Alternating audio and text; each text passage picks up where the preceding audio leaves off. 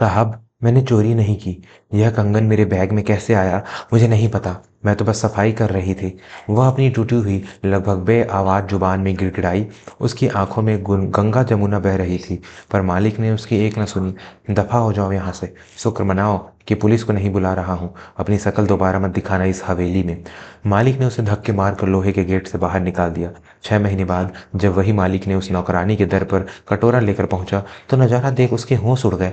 नवाबों के शहर लखनऊ की पुरानी गलियों में, जहाँ शाम होते ही इत्र और कबाब की खुशबू हवा में घुल जाती थी, वहीं एक पुरानी हवेली थी, अवध विला। यह हवेली थी विक्रांत रस्तोगी की। विक्रांत उस उम्र करीब 30 साल, शहर के सबसे बड़े चिकनकारी और जरदोजी कपड़ों के व्यापारी थे। उनका पुश्तैनी कारोबार था, लेकिन वक्त की मार और मशीनों की दौड़ ने हाथ के हुनर की कदर कम कर दी थी। विक्रांत दिन रात तनाव में रहते थे। कर चढ़ रहा था और ऑर्डर कम हो रहे थे। उसी हवेली में एक लड़की काम करती थी, नाम था रुक्मणी। उम्र यही कोई 22-23 साल। रुक्मणी बोल नहीं सकती थी, वह मुख बधिर थी। उसके माँ बाप बचपन में ही गुजर गए थे और वह अपनी बूढ़ी नानी के साथ एक छोटी सी झोपड़ी में रहती थी। हवेली में उसका काम था झाड़ू पोछा करना और रद्दी कर्तनों को फेंकना।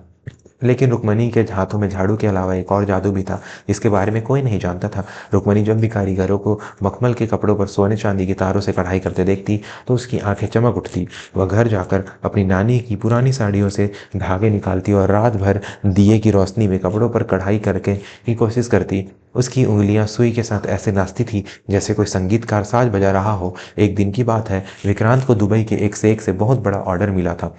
एक शाही शेरवानी तैयार करनी थी, जिसकी कीमत लाखों में थी। यह ऑर्डर अवध विला की डूबती नैया को पार लगा सकता था। हवेली के सबसे पुराने और अनुभवी कारीगर उस्ताद रहीम चाचा उस पर काम कर रहे थे, लेकिन होनी को कुछ और ही मंजूर था। शेरवानी की डिलीवरी से ठीक 2 दिन पहले रहीम चाचा की तबीयत अचानक बिगड़ गई। उन्हें लकवा मार गया। उनका दाहिना हाथ, जिसमें जादू था, अब हिल भी नहीं सकता था। हवेली में कोहराम मच गया। अब क्या होगा? परसों शेख के आदमी डिलीवरी लेने आएंगे। अगर काम पूरा नहीं हुआ तो मेरी साख मिट जाएगी। हम सड़क पर आ जाएंगे। विक्रांत अपना सिर पकड़कर बैठ गए। शेरवानी का काम अभी अधूरा था, खासकर गले की वो बारीक नक्काशी जिसे रहीम चाचा के अलावा कोई नहीं कर सकता था। दोस्तों, अगर आपको यह कहानी सुनने में अच्छी लग रही है, तो आप ऐसे ही जज्बातों से जुड़ना चाहते हैं, तो अभी हमारे चैनल को सब्सक्राइब कर लें और घंटी का बटन दबा दें, ताकि कोई भी कहानी आपसे छूट ना जाए। रात गहरी हो चुकी थी। हवेली के कारखाने में सन्नाटा था। सब निराश होकर अपने घर जा चुके थे। रुक्मणी, जो रात की सफाई के लिए रुकी थी, उसने उस अधूरी शेरवानी को देखा। वो मखमल का कपड़ा मानो उसे पुकार रहा था। उसे पता था कि अगर यह पूरा नहीं हुआ तो विक्रांत साहब बर्बाद हो जाएंगे। डरते डरते उसने सुई उठाई। उसके हाथ कांप रहे थे, लेकिन जैसे ही सुई कपड़े में धंसी, उसका डर गायब हो गया। रात भर वह लालटेन की मध्यम रोशनी में काम करती रही। उसकी उंगलियां बिजली की रफ्तार से चल रही थी। अगली सुबह जब विक्रांत कारखाने में दाखिल हुए, तो उनकी नज़र शेरवानी पर पड़ी। वह सन्न रह गए। शेरवानी पूरी हो चुकी थी और काम इतना बारीक और नफीस था कि लग रहा था जैसे साक्षात गंधर्वों ने कढ़ाई की हो। यह किसने किया? रहीम चाचा तो अस्पताल में है। फिर यह करिश्मा किसने किया? विक्रांत ने हैरानी से चिल्लाकर पूछा। कोने में खड़ी रुक्मणी डरी सहमी ही खड़ी थी।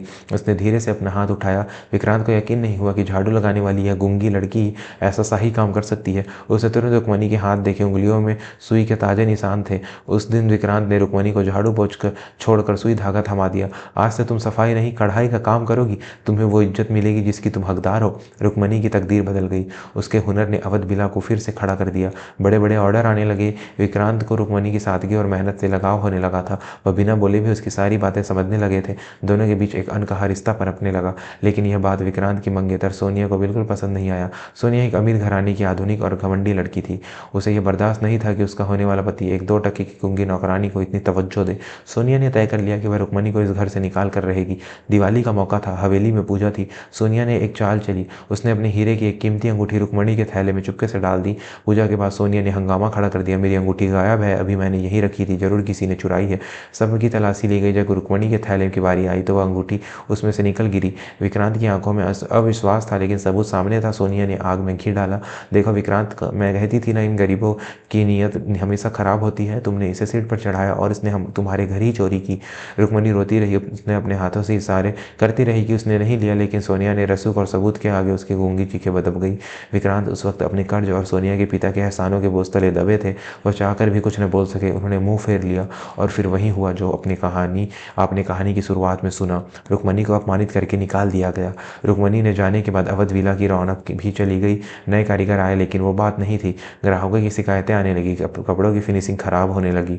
उधर सोनिया ने शादी की तारीख पक्की कर दी। वह अपनी शादी के लिए दुनिया का सबसे नायाब जोड़ा बनवाना चाहती थी। उसने शहर के सबसे महंगे डिज़ाइनर को काम सौंपा, लेकिन जब लहंगा बनकर आया तो वह सोनिया को पसंद नहीं आया। उसमें वो रूह नहीं थी। शादी में सिर्फ 1 हफ्ता बचा था। सोनिया ने जिद पकड़ ली, मुझे वही कढ़ाई चाहिए जो उस शेरवानी पर थी। विक्रांत, मुझे नहीं पता तुम क्या करोगे, पर मुझे वैसा ही काम चाहिए। विक्रांत लाचार थे। उन्हें एहसास हो चुका था कि वह हुनर से रुक्मणी के हाथों में था, और उससे भी बड़ी बात, उन्हें अब हर पल रुक्मणी की मासूमियत और वफादारी की याद सताती थी। उन्हें अपने किए गए पर पछतावा हो रहा था। तभी घर की पुरानी नौकरानी काकी ने हिम्मत करके विक्रांत को सच बताया। छोटे मालिक, उस दिन रुक्मणी ने चोरी नहीं की थी। मैंने अपनी आंखों से सोनिया मेम साहब को उसके थैले में अंगूठी डालते देखा था। मैं डर गई थी इसलिए चुप रही, पर अब यह बोझ मुझसे नहीं सहा जाता। विक्रांत के पैरों तले जमीन खिसक गई। जिस लड़की ने उनकी डूबती साख बचाई, उसे उन्होंने एक झूठे इल्जाम के कारण बेघर कर दिया। गुस्से और पछतावे की आग में विक्रांत ने उसी वक्त सोनिया से रिश्ता तोड़ दिया। जिस औरत के दिल में गरीबों के लिए दया नहीं, वो मेरे घर की लक्ष्मी कभी नहीं बन सकती। विक्रांत पागलों की तरह रुक्मणी को ढूंढने निकल पड़े। पुरानी बस्ती में उसकी झोपड़ी पर गए तो पता चला कि नानी के गुजर जाने के बाद वह वहां से जा चुकी है। 3 दिन तक वह लखनऊ के खाक छानते रहे। दोस्तों, क्या विक्रांत अपनी इस गलती सुधार पाएंगे? क्या रुक्मणी उन्हें माफ़ करेगी? कहानी के इस भावुक मोड़ पर आपसे गुजारिश है कि वीडियो को लाइक जरूर करें, ताकि प्रेम और पश्चाताप की यह कहानी और लोगों तक पहुंच सके। आखिरकार एक पुराने बाजार में एक छोटी सी दुकान के बाहर भीड़ देखी। लोग लाइन लगा खड़े थे। विक्रांत ने पास जाकर देखा तो दंग रह गए।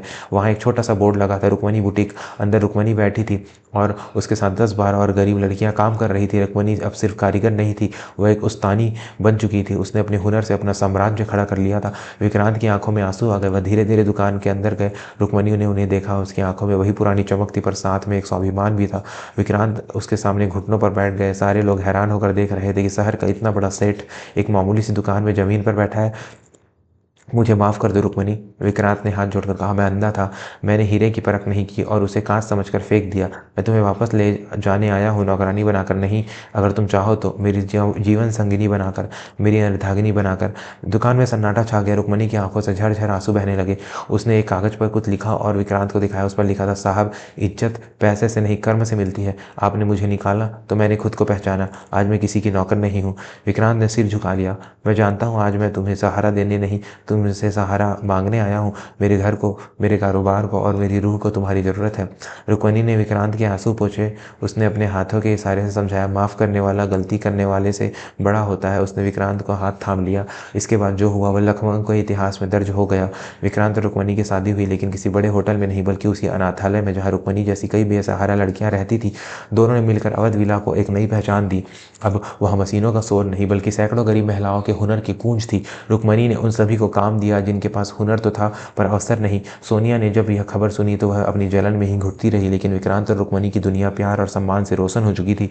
निष्कर्ष दोस्तों, यह कहानी हमें सिखाती है कि किसी गरीब या उसकी शारीरिक कमी देखकर उसे कमजोर नहीं समझना चाहिए। कीचड़ में ही कमल खिलता है। वक्त का पहिया कब घूम जाए और कब राजा को रंग के दरवाजे पर खड़ा कर दे, कोई नहीं जानता। सच्चा धन बैंक में पड़ा पैसा नहीं, बल्कि किसी का हुनर और उसका स्वाभिमान होता है। और सबसे बड़ी बात, अगर आपसे गलती हो जाए तो उसे सुधारने में कभी देर ना करें, क्योंकि माफ़ी मांगने से कोई छोटा नहीं होता। अगर इस कहानी ने आपकी आंखों में नमी और दिल में सुकून दिया हो तो अभी चैनल को सब्सक्राइब करें और इस वीडियो को अपने परिवार के साथ शेयर करें। कमेंट में जय हिंद या अपने माता पिता के लिए एक शब्द जरूर लिखें। मिलते हैं अगली कहानी में।